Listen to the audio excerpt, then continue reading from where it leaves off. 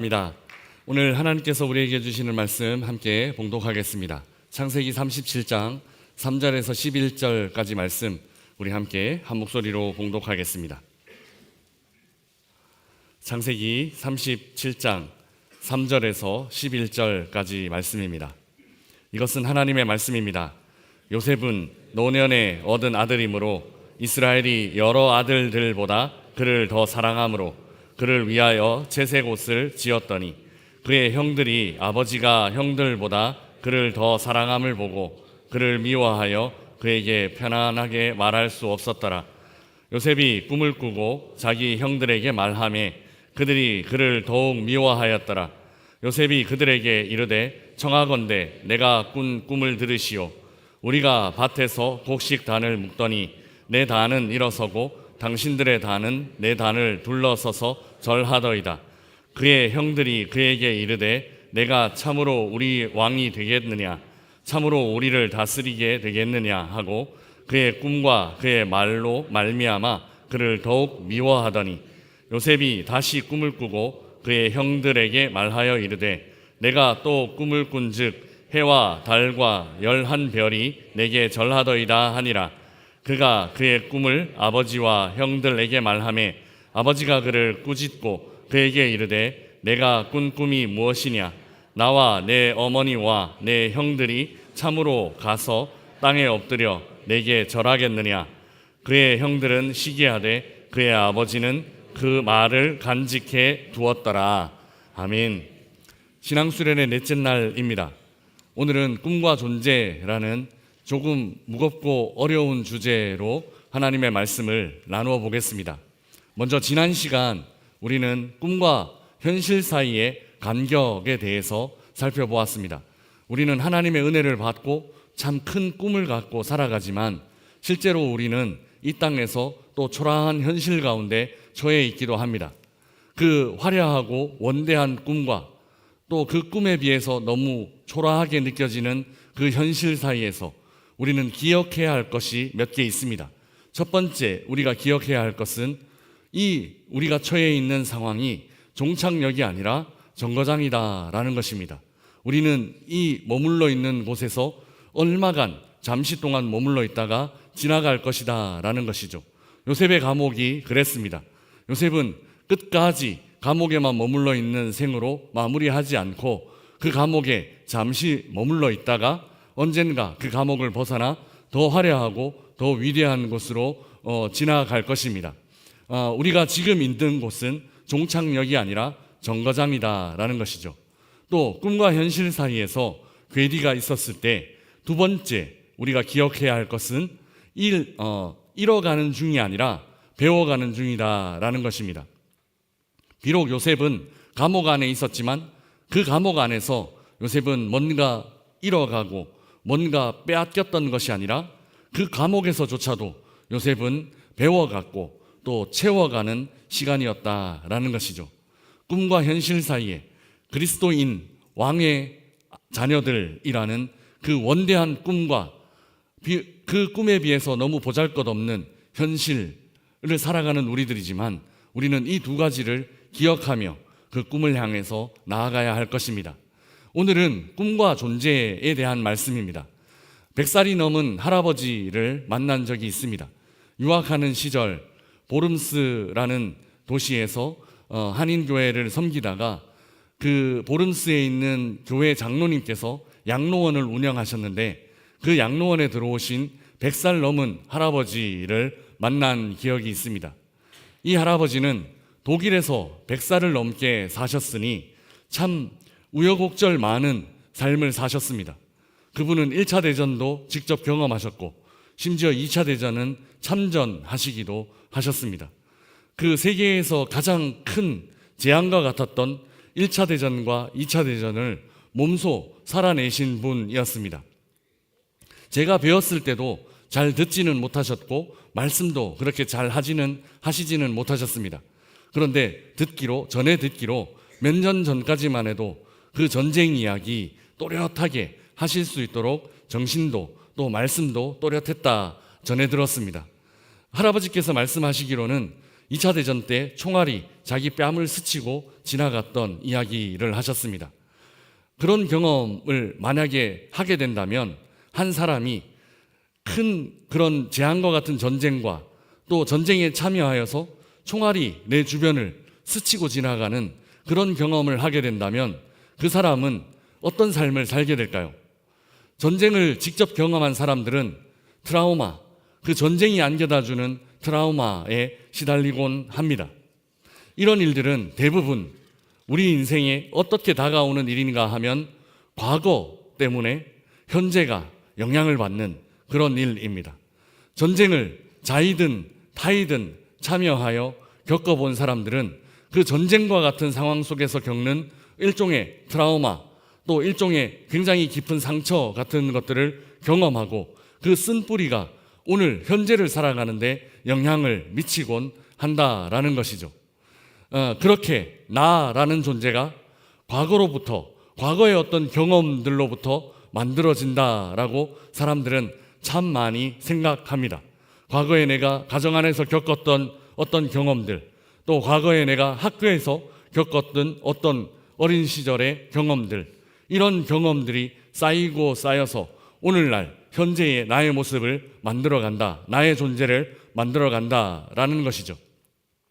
이 절망의 시기에 나타난 한 사상가가 있었습니다. 그는 에런스트 블로흐라는 이름을 가진 사상가입니다. 1885년에 태어나서 1977년에 돌아가셨습니다.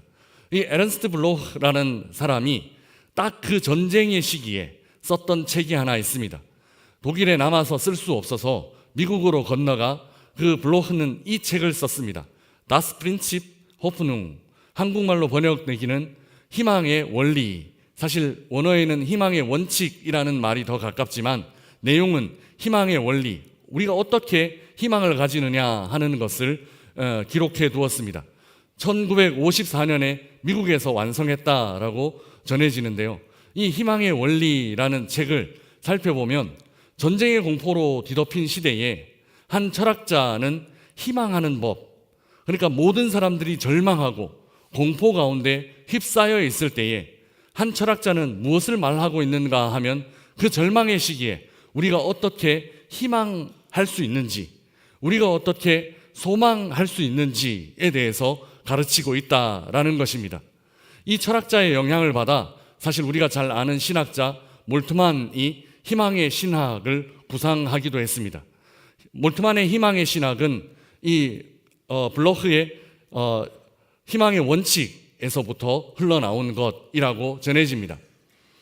사람들은 과거의 경험이 오늘을 만든다라고 생각합니다. 특히 오늘 유행하고 있는 심리상담학이나 이런 것들은 과거에 우리가 경험했던 것들이 오늘날 내 자아를 형성하고 오늘날 나의 존재를 만들어 간다라고 그렇게 주장합니다. 과거에 우리가 경험했던 것들이 오늘에 무한히 영향을 미친다라고 생각하는 것이죠. 그런데 블로흐는 정반대로 생각합니다.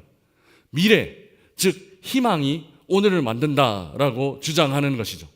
어떤 방식으로 블로흐는 이 희망이 오늘을 만든다라고 주장하는가 하면 희망은 아직 존재하지 않는 것입니다. 여기서 가장 중요한 단어가 뭐냐면 아직이라는 단어입니다.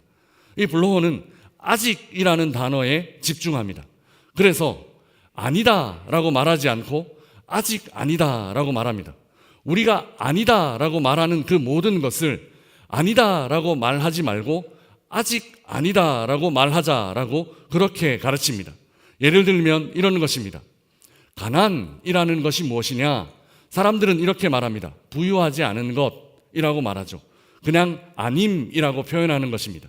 그런데 블로우는 어떻게 표현하자라고 말하느냐 하면 이 가난이라는 것을 아직 부유하지 않음이라고 표현하자라고 가르칩니다.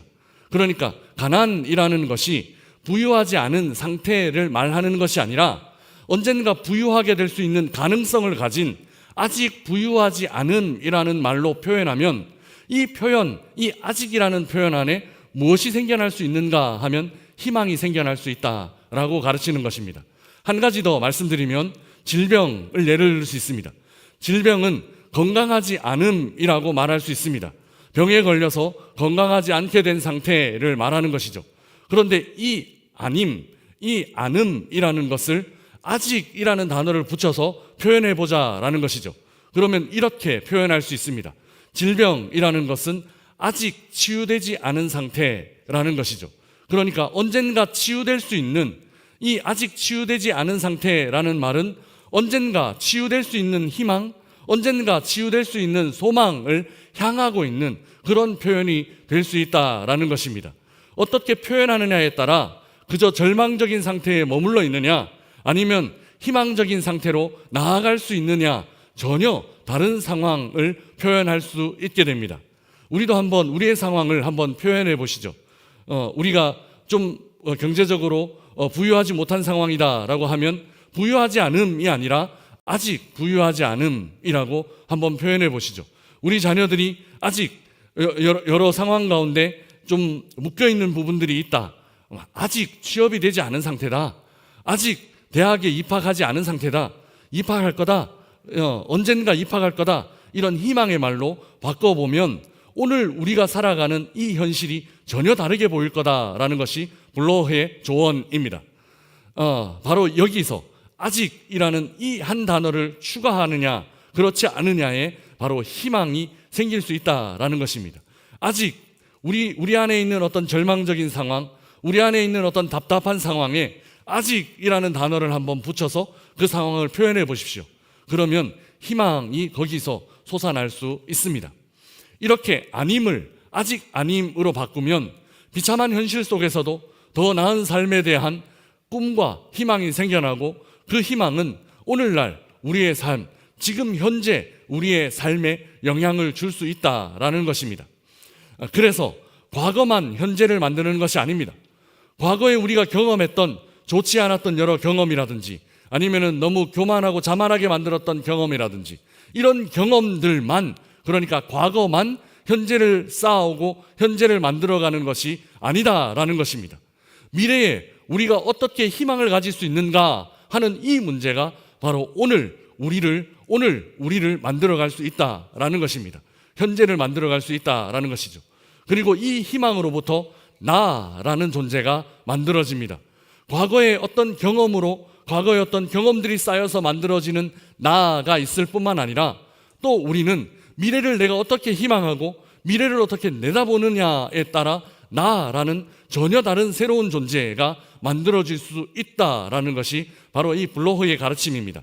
그리고 우리 그리스도인들은 참 이 블로헤의 가르침에 맞게 하나님을 바라보고 또 소망을 품고 살아가는 존재들입니다. 우리 그리스도인들은 희망이 만든 현재를 살아가는 존재들이기 때문입니다. 이를 다른 말로 믿음의 사람이라고 말할 수 있는 것이죠.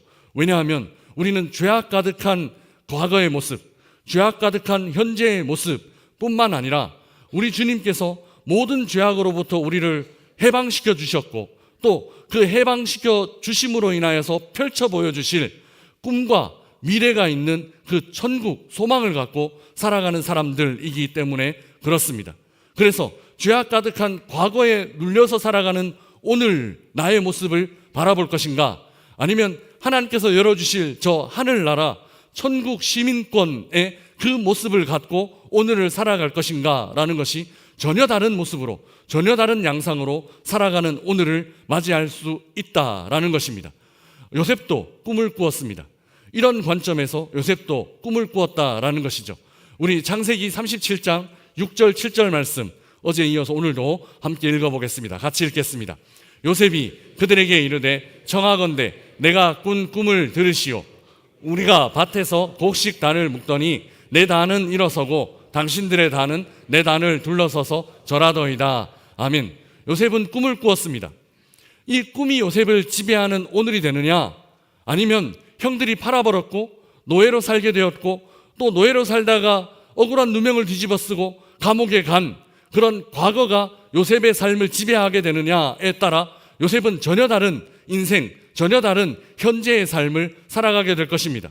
만약에 과거가 지배하는 어찌할 수 없는 그런 삶만을 살게 된다면 요셉은 그저 감옥에 머물러 있는 삶, 그저 노예로서의 삶을 살 수밖에 없을 것입니다.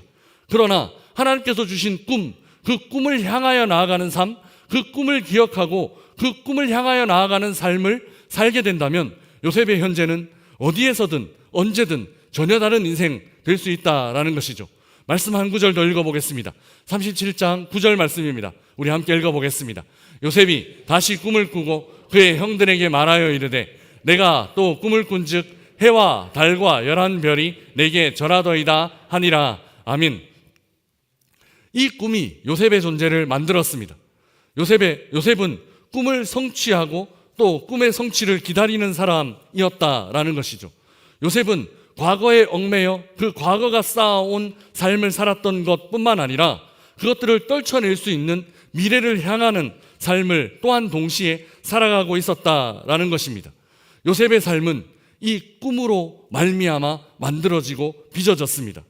그 희망, 그 소망이 요셉의 오늘을 만들었다라는 것입니다. 그리고 그 꿈이 가리키는 방향을 따라 하루하루 살아가는 삶을 살았다라는 것이죠. 도저히 평범한 사람들은 상상할 수 없는 곳에서도 그 꿈을 향하여, 그 꿈이 가리키는 방향을 향하여 살아가는 삶을 살았다. 그리고 그 꿈이 가리키는 방향을 향하여 살았을 때에 요셉의 현재는, 요셉의 오늘은 전혀 다른 오늘이 될 수 있었다라는 것입니다. 요셉에게 만약에 꿈이 없었다면 그는 어떤 삶을 살았을까요? 이런 보디발의 아내의 유혹을 뿌리칠 수 있었을까요? 요셉에게 만약에 꿈이 없었다면 그는 감옥에서 어떤 삶을 살았을까요? 감옥에서 최선을 다하여 그 간수장을 도와 행정 업무를 돕는 그런 삶을 살 수 있었을까요? 그 감옥이 아마 요셉의 삶의 마지막 지점 아니었을까요? 요셉에게는 꿈이 있었기 때문에, 그 꿈을 바라보는 삶을 살았기 때문에 현재가 전혀 다른 현재의 모습이 될 수 있었습니다. 하나님께서 주신 꿈이 오늘의 삶에 영향을 미칠 수 있습니다. 언젠가 그 꿈을 이루어 주실 그 미래가 오늘 우리의 삶을 만들어갈 수 있다라는 것입니다. 전혀 다르게 오늘을 조명할 수 있고 전혀 다르게 오늘을 해석해낼 수 있다라는 것이죠. 그러니까 저는 여러분들에게 오늘 이 신앙수련의 넷째 날 이렇게 말씀을 전하고 싶습니다. 그러니까 꿈이 오늘을 만들어간다라는 것입니다. 오늘 이 하루는 하나님을 향해 품는 꿈이, 그리고 하나님께서 우리에게 비전으로 주신 꿈이 바로 오늘을 만들어갈 것입니다. 그 꿈으로 우리는 숨을 쉬고 그 꿈으로 우리는 오늘 하루를 마음껏 하나님 안에서 그려내는 삶을 살아갈 것입니다. 그리고 우리는 그 꿈이 만들어가는 오늘을 살게 될 것입니다. 꿈이 만들어가는 오늘이 어떤 오늘일까? 그저 답답하기만 한, 그저 반복되기만 한 그런 일상 가운데서 우리는 그 일상을 깨치고 더 나은 곳을 향하여서, 그리고 우리가 상상하지도 못했던 것들을 향하여서 이끌어 가시는 그 하나님이 계시다라는 것을 믿고 그 믿음으로 오늘을 전혀 다른 오늘로 받아들이며 오늘을 완전히 새로운 오늘로 만들어갈 수 있다라는 것이죠. 사랑하는 여러분, 꿈을 생각하십시다. 어렵고 힘든 상황과 형편 속에서도 우리의 가정에서 늘 기도 제목, 반복되는 기도 제목들만 주는 가족 구성원들, 그리고 가정의 형편들 속에서도 우리는 꿈을 생각하십시다. 아직 변화되지 않은 것 뿐입니다. 아직 상황이 바뀌지 않은 것 뿐입니다. 우리 주님께서 그 상황도 그 형편도 바꾸어 주실 줄 믿습니다. 꿈을 생각하십시다. 두 번째, 희망을 생각하십시다. 지금보다 조금 더 나은 내일, 오늘보다 조금 더 나은 내일이 우리를 기다리고 있습니다. 그렇게 10cm, 20cm 바꾸지는 못하더라도 오늘 하루 내가 1cm만 바꿔보겠다. 단 조금만이라도 오늘 하루 바꾸는 삶을 살겠다. 그렇게 다짐하며 1년 뒤에 바뀌어져 있을 놀라운 일들, 10년 뒤에 변화되어 있을 놀라운 일들을 함께 꿈꾸며 살아갔으면 좋겠습니다. 사랑하는 여러분, 미래를 생각하십시다. 과거는 참 힘든 시간이었을 수도 있습니다. 그리고 현재는 참 견디기 힘든 순간일 수 있습니다. 어떤 가장은 실직을 하고 난 이후에 오늘 저녁에 눈을 감으면서 내일 아침에 내가 눈을 뜨지 않았으면 더 좋겠다라고 고백하는 가장들이 있었습니다. 그러나 미래는 하나님께서 우리에게 어떻게 열어주실지 모르는 다양한 가능성들을 갖고 있습니다. 우리의 선입견 속의 미래를 닫아두지 말고 하나님께 미래를 열어드리며 새롭게 펼쳐가실 하나님께 우리의 시간, 우리의 미래를 맡겨드리며 그렇게 역사하실 하나님을 기대하며 미래를 생각하시는 여러분들 되시기를 주님의 이름으로 축복합니다. 그리고 오늘을 살아가십시다. 그 꿈을 생각하며 그 희망을 생각하며 그 미래를 생각하며 오늘을 살아가십시다. 오늘은 어제와 전혀 다르지 않은 오늘일 수 있습니다. 그러나 이 오늘도 하나님께서 함께 하시는 오늘이라는 것입니다. 그리고 이 오늘도 하나님께서 바꾸어 주시고 변화시켜 주시며 우리를 이끌어 가시는 오늘이라는 것입니다. 이 믿음 갖고 내 생각 아니라 하나님의 그 희망과 하나님께서 우리에게 주시는 희망과 비전을 생각하며 오늘을 살아가시는 우리의 명선의 가족들 되시기를 주님의 이름으로 축복합니다. 그리고 나는 누구인가를 다시 한번 생각합시다. 나는 누구인가? 그저 과거가 쌓아왔던 나인가? 그렇지 않습니다. 나는 꿈이 만든 오늘을 사는 사람이다 라고 고백하며 나아가십시다. 하나님께서 주신 꿈이 만든 오늘을 살아가는 사람이 바로 나라는 존재라는 것입니다. 그래서 꿈은 오늘을 만들 수 있습니다. 그래서 우리는 꿈이 만든 오늘을 살아가는 사람들입니다. 우리의 존재는 과거가 결정하지 않습니다. 우리의 존재는 과거의 어떠함으로 결정되지 않습니다. 결정된 과거를 살아가는 것 아닙니다. 우리의 존재는 꿈이 결정합니다. 우리의 존재는 하나님이 주신 우리 각자에게 풍성한 소망으로 주신 그리고 비전으로 허락하시는 그 꿈이 우리의 존재를 결정한다라는 것입니다. 어떤 꿈을 꾸고 있는가 하는 것이 우리의 존재 그리고 우리의 오늘이라는 사실을 믿음으로 받아들이시기를 주님의 이름으로 축복합니다. 히브리서 12장 1절 2절 말씀으로 오늘 네 번째 시간을 마무리하려고 합니다. 우리 히브리서 12장 1절 2절 말씀 우리 함께 읽어보겠습니다. 이러므로 우리에게 구름같이 둘러싼 허다한 증인들이 있으니 모든 무거운 것과 얽매이기 쉬운 죄를 벗어버리고 인내로써 우리 앞에 당한 경주를 하며 믿음의 주요 또 온전하게 하시는 인 예수를 바라보자. 그는 그 앞에 있는 기쁨을 위하여 십자가를 참으사 부끄러움을 개의치 아니하시더니 하나님 보좌 우편에 앉으셨느니라. 아멘. 우리 주님도 십자가 위에서 무엇을 바라보셨는가 하면 그 앞에 있는 기쁨을 바라보셨습니다. 현실은 우리 주님의 현실은 그저 십자가였지만 우리 주님은 그 십자가에 묶여 살지 않으셨습니다. 그 주님의 오늘은 우리 주님의 오늘은 그 앞에 있는 기쁨을 바라보는 오늘이었고 그 기쁨을 바라보는 오늘은 현재에 있는 그 십자가를 전혀 다르게 보이게 만들었다라는 것입니다. 예수님도 앞에 있는 기쁨을 바라보면서 그 꿈으로 오늘이라는 십자가의 삶을 살아내셨습니다.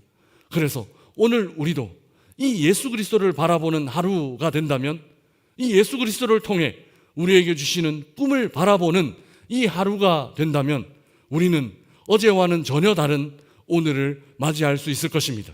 그리고 우리의 내일은 오늘과 전혀 다른 내일이 될 수 있을 것입니다. 예수를 바라보며 꿈을 바라보며 희망을 바라보며 살아가는 그 바라봄을 통하여서 오늘을 만들어가는 하루를 보내시기를 주님의 이름으로 축복합니다. 우리 주신 말씀 생각하며